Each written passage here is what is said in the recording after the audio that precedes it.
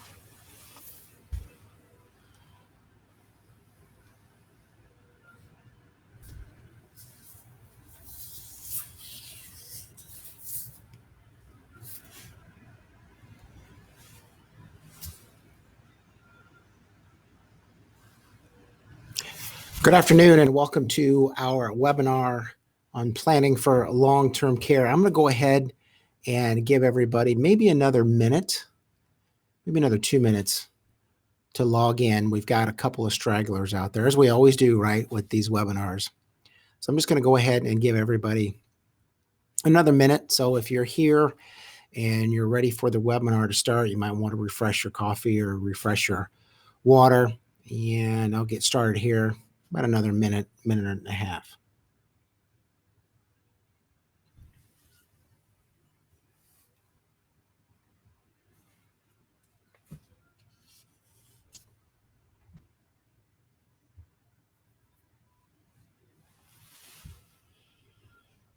But if you are here and if you missed our delayed start, again, we've got a couple of people that we're still waiting to join.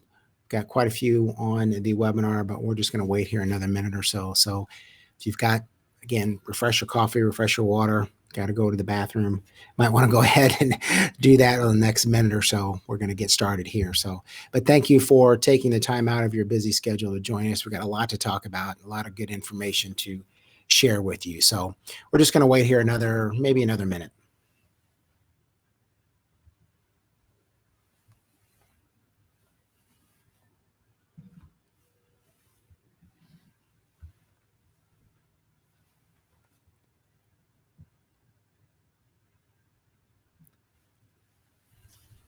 Let's go ahead and get started. Looks like I don't want to keep everyone too long, but I want to start today's webinar and give you as much information as we can in the shortest amount of time. So let's start talking about our long-term care and the challenges of planning for long-term care. My name is Broske. I'm a certified financial planner with Pines Wealth Management in St. Louis. And we've been doing these webinars over the last year or so. And the purpose of doing these webinars is really very simple. We want to help educate our clients. We firmly believe that an educated client makes better, more intelligent decisions regarding their financial plan, which ultimately help get them closer to their goals and also stay with their goals. Because a lot of times once we reach our goals, we can get off track. And long-term care is one of those instances where our goals can get off track very quickly. And that's the reason why we want to talk about long-term care. And it's so important because long-term care, reason why we need to address it is because we want to talk about protecting your wealth. And specifically for those people that would like to transfer their wealth, long-term care can be a way for you to do that. Because in most instances, when the long-term care situation pops up in your retirement plan, a lot of people aren't prepared for it, and their lifestyle is affected by it, and their ability to protect and even transfer their wealth is also forever altered. So this is a very important topic, and we like to discuss it at all of our pre-retirement plan meetings because it can be a situation where your lifestyle could be altered from long-term care.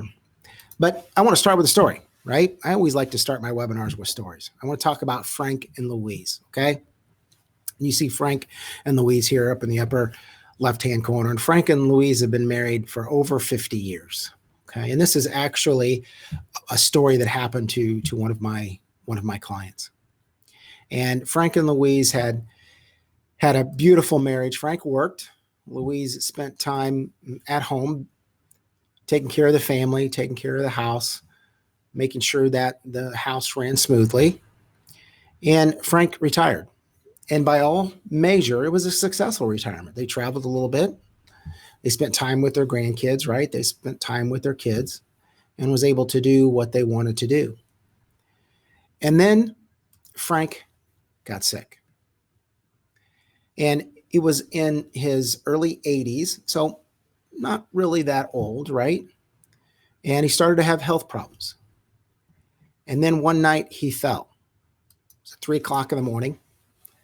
He fell and he couldn't get up. And Louise couldn't help him, right? Because Louise is not strong enough to lift Frank off the floor. So what happened? An ambulance had to be called. And when Frank got to the hospital, they ran all kinds of tests. And guess what? Frank never left a medical facility. After he was transferred to the hospital, he was transferred to a long-term care center. And here's where the story gets interesting. Frank and Louise didn't plan for long-term care. And as a result, they had to spend their assets down in order to provide for Frank's long-term care. And what happened is that they needed Medicaid, not Medicare, and we'll talk more about that in a little bit, but they needed Medicaid in order to provide for Frank's long-term care. And as a result of that, they lost options. Louise now, because Medicaid was paying for Frank's long-term care, Louise lost the option as to which facility would be best for their family. Medicaid decided where Frank would be and who would care for Frank. Happens that the long-term care bed that Medicaid was paying for was opened up in another city. So Louise was traveling back and forth to see Frank in an entire city, which was 20 to 30 minutes away. And when it's sunny out, like it is today, right? That's easy to do. But when it's cold and blustery out and the weather is bad, Louise had a difficult time getting in to see Frank. And as a result, it was over 2 years of battling back and forth and Frank being moved from Medicaid bed to Medicaid bed in order to find that facility that had a Medicaid bed open for Frank that Louise could visit in the exact same town. Louise lost control over Frank's care. And that is, unfortunately, a story that is all too common, okay? Because when we retire, right, we all visualize a certain retirement lifestyle, right? Now, it may be different, okay? And you can have different people with different lifestyles. Take, for instance, the story of Jimmy Carter, Johnny Carson, and John Glenn. Okay? And the reason why I mention these three individuals is because their idea of retirement, of their lifestyle in retirement, is so different. Yet they're still, the one commonality, they're retired. Jimmy Carter, ex-president, spent his retirement, which he's now been retired 40 plus years. He's 90, I think Jimmy's 96 years old. President Carter just turned 96. He spent his entire retirement, 40 years of it, volunteering. He's volunteered all over the world. He mainly volunteers for Habitat for Humanity.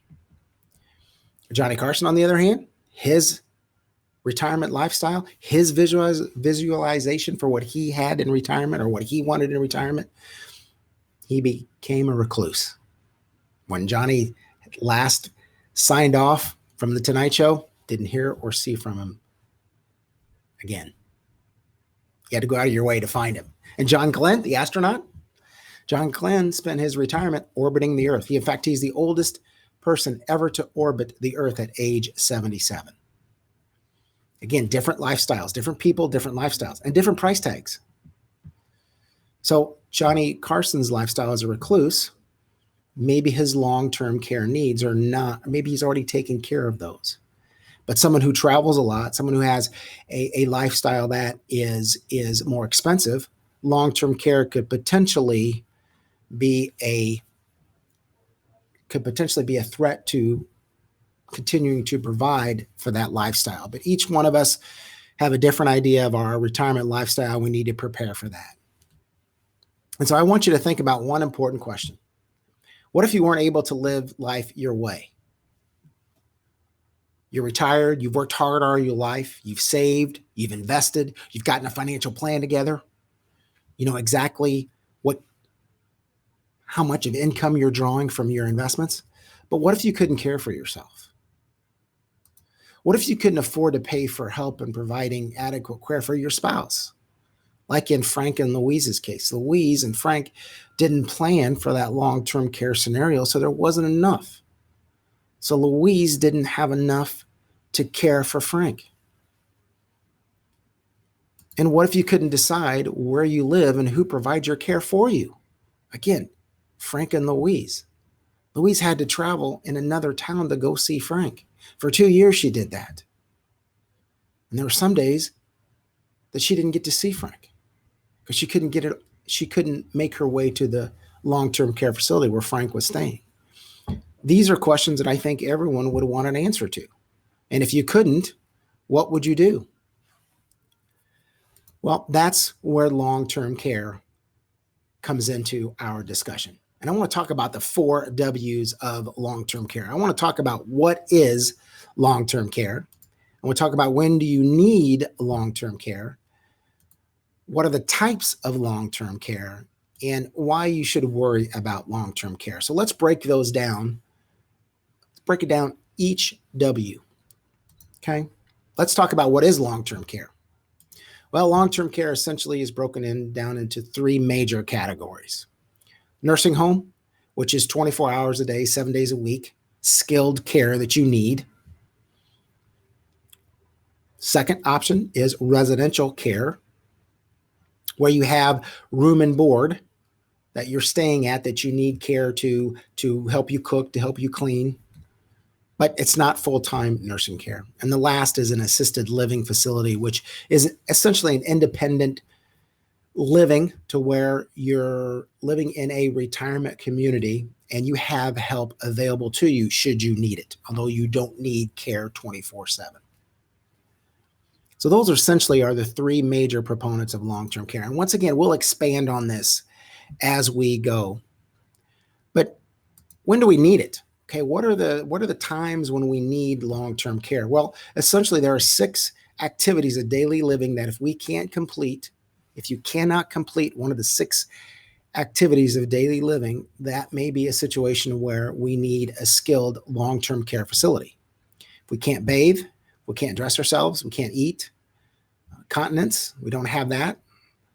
Toileting, we don't have any control over toileting and transferring. We can't go from our bed to the toilet or bed to the kitchen, or we can't transfer anywhere within our home. The second reason why you may need, or the second when of long-term care, is when you have a cognitive impairment, Alzheimer's disease, dementia. We talked about that, which is becoming more and more common. These 2 situations really are when you need long-term care. And so when you need long-term care, there's various different types. So we talked about what is long-term care. We talked about when you need it. Now we want to talk about what types. So there's several types. You can receive home health care, where you can stay in your home, have a nurse come in and help you how many ever days of the week you need it. 3 days, 5 days, 7 days, 2 days. Where these are licensed nurses that can be your aide to help you with personal care, to help you with homemaking type of jobs, help you with dinner, right? Help to prepare your breakfast, or they can come in and give you therapy services. Another type of long-term care service is adult daycare. Assisted living facility, we just talked about that a moment ago, right? Long-term care also can consist of hospice care for the terminally ill. Typically, in any time frame there is up to 6 months. Again, they can either come to you, or you can enter into, or if you are in the long-term care facility, you can go into hospice care. And finally is the long-term care, actually a long-term care facility. That's where it's skilled care. Whether you're going to be there longer term or short term, you need that skilled 24 hours a day care. And again, we'll expand a little bit more on these as we go through. But why should we worry about long-term care? I mean, how long would your retirement last if you were to need long-term care? Because this is not a fun subject, right? None of us want to think about long-term care. And we all have personal stories. I've had clients share a lot of personal stories about their own situation, either caring for a loved one, a spouse, or caring for their parents. And we all have this envision, right? In the picture here on the left with the couple at the beach, right? We all envision this certain lifestyle. Or maybe we're spending time on the beach. Maybe we're spending time with the grandkids and the family, or maybe we're active in our retirement. But here's something interesting that recently happened to me. I was in Hallmark and I went for Mother's Day, okay? And I noticed something I had never noticed before, but for the section next to Mother's Day was the birthday section, the birthday card section. And now they have 100-year-old birthday card section because we are living longer. I'd never noticed that before. Because, and remember 20 years ago on the Today Show when the weather guy would come up and they would celebrate 100-year birthdays and there would only be 3 or 4 of them. And now it seems like it's a 20-minute segment on people who are celebrating their 100-year birthday, which means your retirement could potentially last 30 years or longer, which is almost as long as what you spent working. If you're 65 years old today, your average life expectancy is 84 if you're a man, and 86 if you're a woman. And on top of that, the older that you live, the chances are that you will live longer. 1 out of 3 65-year-olds will live past 90. And this is a conversation I have a lot of times with clients. When we do their financial plan and we do their cash flow planning to age 95, 99.99% of the time, the client will comment to me that, Lon, I don't plan on living. I'm not going to live that long. But your financial plan has to, because you don't want to outlive your money. So 1 in 3 65-year-olds will live past 90, and 1 out of 7 will live past 95. That's according to the Social Security Administration just last year. These are statistics from the Social Security Administration. I'm not just pulling these statistics out of the air. The fact is that we're not getting any younger. Father time is catching up with us. Right now, there are approximately in the United States today, this year, 10,000 baby boomers will turn 65 every single day. And that trend is going to continue until 2030. That works out to about 1 person every 11 seconds. For the next 9 years is going to turn 65. And there's less and less of us working that will support that generation. 2020, there's 3.5 working age Americans for every individual in retirement. By 2060, it's going to be 2.5. The average age of the population today is 38. It's going to be 43 by 2060. This problem is not going away. I was having a conversation with the client yesterday, and the client asked about, hey, Lon, what's the next big bubble? What do you see the next big bubble? And when you ask that question, the client had suggested that it was student loans, right? College student loans. That program is ripe for a bubble. I would interject that long-term care could be a potential crisis in this country because of the amount of people that we're seeing turn 65 every day and the chances of living longer. The clock is ticking. We have to address this. What are your odds of needing long-term care? Well, let's roll the dice. 70% of people are expected to need long-term care services at some point in their lives. I didn't say what age, I said at some point. And it's difficult to know what type of long-term care, but they are going to need at least some type of long-term care service. The average stay in a skilled long-term care facility, about 3 years. Women, on average, stay a little bit longer than 3 years, 3.7 in fact. Men only stay 2.2 years, but 3 years is about the average of the stay in a long-term care facility. And 20% of us are going to need to stay more than 5 years. That's data as recent as 2017. And the question I have for you is, are you willing to roll the dice on needing long-term care? When 70% of people are expected to need some form of skilled long-term care. That's a pretty big gamble to make, because if we're wrong, the cost is going to be huge. Here you're looking at the average cost for a home health aide to come into your house, for an assisted living facility, and for a nursing home, semi-private room. If you have somebody come in to your house, $264 a day. You have Living in an assisted living facility, $132 a day. In a nursing home, in a semi-private room, you're about $245 a day. And again, this is according to 2019 National Association of Insurance Commissioners numbers, which they track long-term care trends in the United States. In 2018, they tell us that the average cost of a nursing home was $89,000 a year.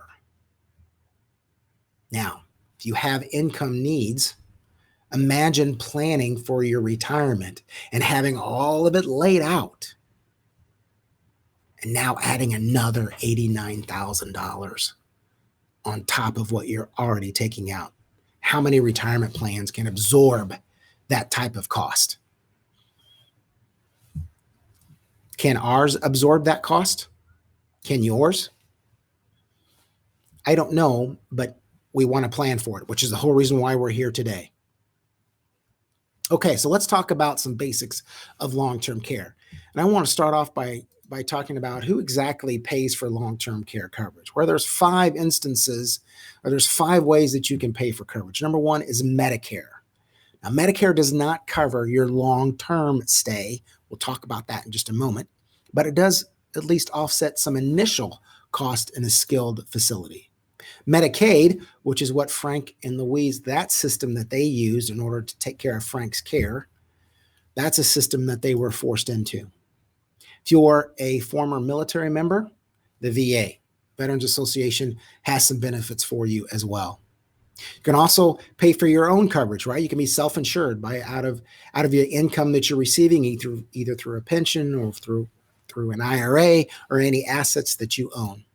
Or you can purchase long-term care insurance. And there's a lot of different avenues in regards to long-term care insurance. And once again, we will get into those in a couple of minutes. But let's talk about Medicare. A lot of people have the misconception that Medicare will pay for my long-term care in a skilled long-term care facility. It will not. Medicare is hospital and prescriptions. It does not cover skilled long-term care. Now, it will for the first 20 days, like Frank, covered his first 20 days 100%. The next 21 to 100 days, Frank had to pay $170.50 a day. But after 100 days, Medicare's out. They're done. They're not going to pay Frank anything.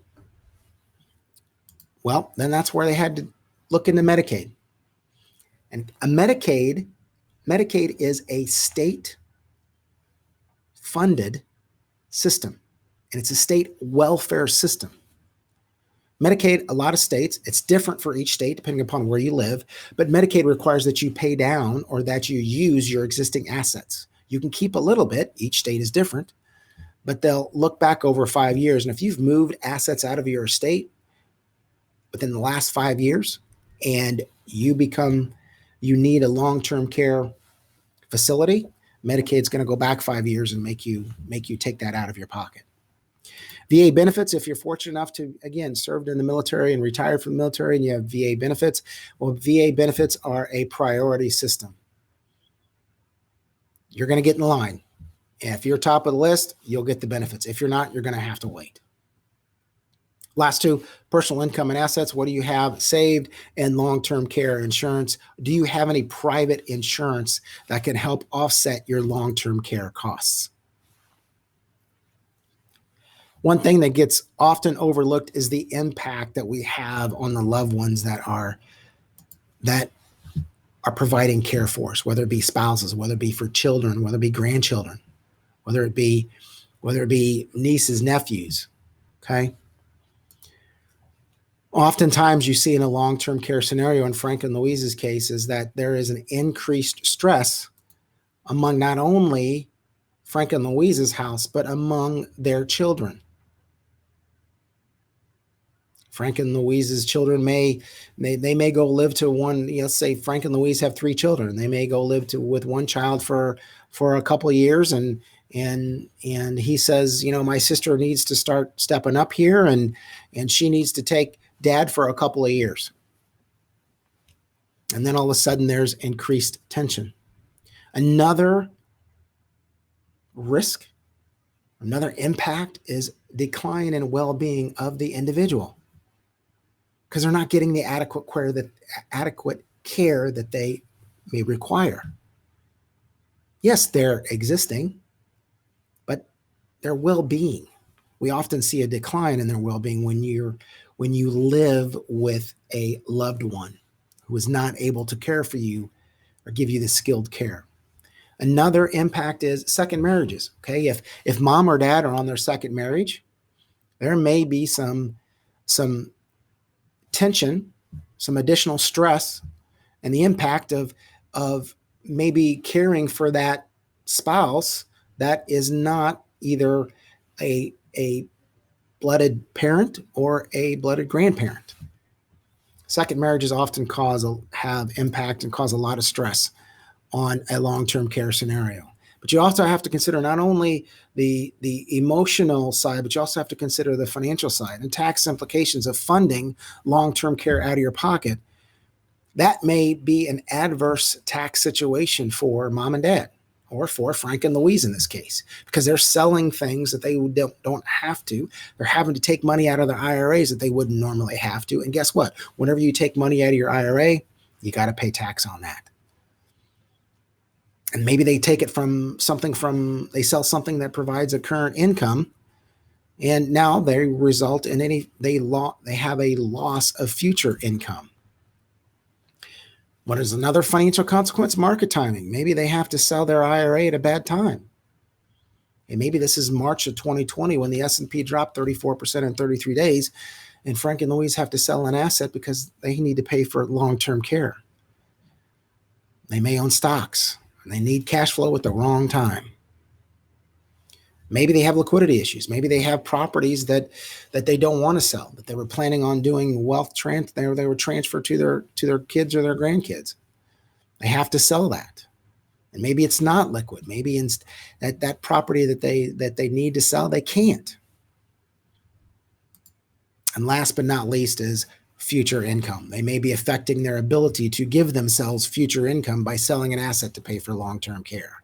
So not only are there emotional impacts, there's also financial impacts and financial consequences of long-term care as well. So it affects you on a multitude of different levels. But there's main components of long-term care. So let's talk about long-term care insurance. So we talked about Medicare, we talked about Medicaid, we talked about VA, we talked about taking the consequences of taking the money out of your own retirement plan. Now let's talk about long-term care insurance. And long-term care insurance has some major components. The first is a benefit amount. How long or how much per month do you want a benefit to be? Average is about $3,500, depending upon where you live. But the benefit amount can be anywhere from $1,500 to $12,000 a month, which will pay the long-term care facility out of the insurance policy, so it doesn't come out of your assets. Then you have to choose a benefit period. How long do I want the policy to last? We just talked about that a moment ago. 3 years on average is the length of stay. 20% of those that enter into a long-term care facility needing skilled care, 20% will extend 5 years and beyond. So we have to choose a benefit period. 2 years, anywhere from 2 years to lifetime. The elimination period. What elimination period do we want? If we have enough, maybe we've generated enough in wealth, we extend out that elimination period, make our premiums smaller, but typically they vary from anywhere from 0 to 90 days. Remember, Medicare covers you for the first 100 days in a skilled facility with some co-pays there and starting in day 21. But you also may want to add a inflationary protection rider to your long-term care insurance. You can either do simple or compound, but it's important that you add this to, if you can afford it, to your long-term care insurance, because we all know that long-term care costs specifically are not going in one direction, are going in one direction, and that direction is not down, it's up. And you can also, other aspects of long-term care insurance are, you can use an existing life insurance or existing annuity, use a surrender value there to pay for your long-term care, specifically if you have life insurance and you're not utilizing it for income as you would an annuity. But some of the other things are, you could also develop long-term care policies where you can share the coverage. You can have a different elimination period for home health care, right? You can have a different elimination period for other situations. But let's talk about some sources for retirement income, okay? We just talked about long-term care policies, but again, you can look at the retirement plans, you can look at your personal investments, you can look at other types of investments, savings accounts, Social Security, health savings account, those types of things that can be available as well. What does a traditional long-term care policy look like? Well, traditional long-term care policy has benefits, monthly or daily benefits that you choose. You typically has an elimination period. We talked about that. Again, the benefit length has an inflation protection rider. So once the policy is issued, let's say for $1,000 a month, and you have a 6% inflationary rider on it, so your benefits will increase by 6% each and every year until the policy, until you need those benefits, so it keeps pace with inflation. And also in traditional long-term care policy, you can choose the variety of services that you want covered. You can cover home health services, you can cover assisted living, and you can cover skilled care. So you have a choice, and it's fully customizable to you under traditional long-term care policy. But there's also these new types of policies called hybrid long-term care policies. And hybrid long-term care policies, really what they do is they combine long-term care with death benefits. So it's a long-term care policy with a death benefit attached to it. Because the problem with traditional long-term care policies is that if you don't use it, you lose it. It's just like automobile insurance, right? If you get in a wreck, it pays. If you don't get in a wreck, it doesn't pay. A traditional long-term care policy is the same. This is a hybrid. This is different. It's where you're combining two things, a death benefit along with a long-term care policy. You choose how long you want to pay the premiums for. 1, 3, 5, 7, 8, 10 years. Annually, semi-annually. The potential tax advantage of long-term care benefits is that the long-term care benefits are not taxable to you. Remember earlier we talked about if you withdraw out of your IRA to pay for your long-term care, that it potentially be taxable to you. These hybrid policies where you're combining a long-term policy and a death benefit, you won't have that taxable distribution. Plus, if you have anything left over, if you don't use it, again, you don't use the premiums, you don't use the benefit for the premiums that you're paying, you have a death benefit that will go to the beneficiaries. If you decide 5 years into this, you don't need it, your situation has changed, there is a surrender value, unlike the traditional long-term care policy, which has no surrender value. You can also choose inflation options. You can choose what level of long-term care services you want, and it requires a reallocation of assets. So you may have a total, let's say your retirement is in several different vehicles. It may just be reallocating one of those particular vehicles. So let's look at a picture of what a hybrid policy might look like.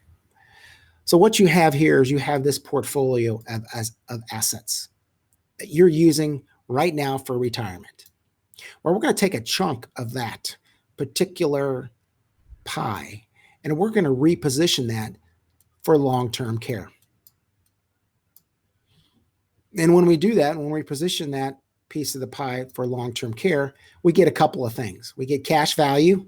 If we ever surrender this policy or don't need long-term care, we can always get cash back out of this hybrid policy. If something happens to us, there's a death benefit that's provided to the beneficiaries, maybe a spouse, maybe a child, maybe a grandchild. You can also have additional long-term care benefits that are customizable to you. So a hybrid is just that. It takes life insurance and a long-term care policy and combines them together and gives you really the best of both worlds. Now, typically the advantage with hybrid policies are that it takes a little more upfront to fund these particular policies, but the flexibility is much greater than a traditional long-term care policy. The other option that we have is combining or taking a life insurance policy and adding a long-term care rider to it. Now, that's different than the hybrid policy because you're using this particular long-term care policy as a life insurance policy first. And then you're adding a long-term care rider to it. And essentially what it does is it allows you to take the death benefit, and use it while you're living. So if you have $100,000 worth of death benefit and you add a long-term care rider to that life insurance policy with $100,000 worth of death benefit, it allows you to use that $100,000 while you're living. So if it's $100,000 death benefit, it also equals $100,000 of long-term care. If you want that $100,000, which is the maximum you'll be able to use, you can determine how much per month you would like to have. You'll do that at issue.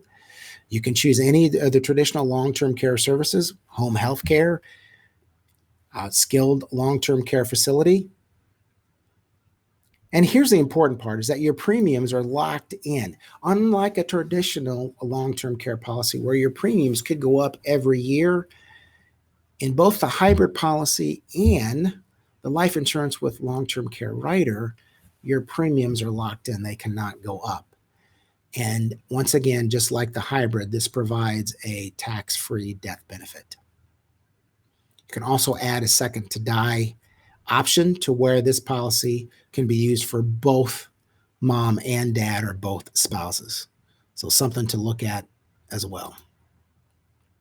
Okay, so what does a typical long-term care plan look like? Well, again, different levels of care is if we want to stay in our home and have a nurse come to us, whether we need adult long-term care, whether we choose to live in a retirement community, whether we have an assisted living facility to where we may need some care but not 24/7, or where we need to live full-time in a nursing facility. Your long-term care plan is going to look different for everybody.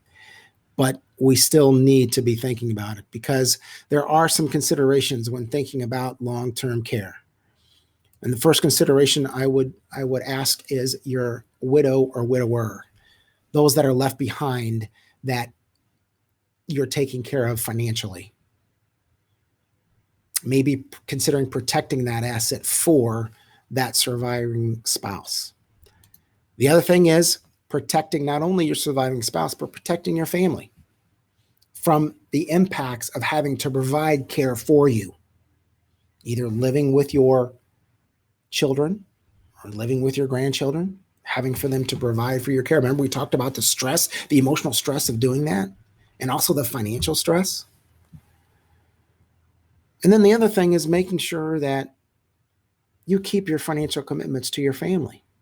Maybe you have a grandchild that you would like to provide an education for. That would be a goal where long-term care insurance really becomes important, so that financial commitment is not impacted. Again, maybe you want to do wealth transfer to family members, to your kids or to your grandkids. That could potentially be impacted with long-term care. Long-term care doesn't get easier as you get older, and it gets more complicated through time. What you're looking at a chart here, is that very early on when we need long-term care, typically it's socially. Typically it's just checking in with mom and dad, just checking in with grandma and grandpa. How you doing? You need anything? And then over time, it gets more difficult, where now we need to help them with their everyday activities, cleaning, mowing the yard, raking leaves, making sure they're taking their medications. And then maybe it's getting them back and forth from the store. Maybe it's getting them back and forth to their health appointments, through the medical appointments.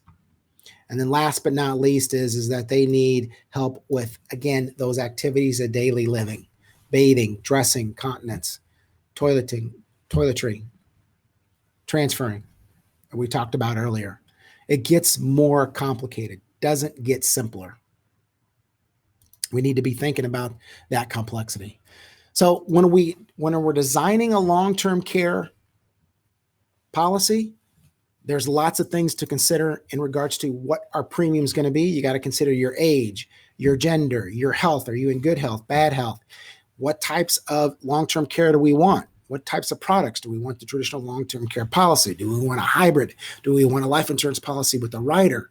Can we use old policies? Can we use CDs? All of these things combined to determine what your premium will be on your long-term care policy. So to wrap things up, what do we do now? Find a consultant. Collaborate with your advisor. You don't have one, get one. And be proactive.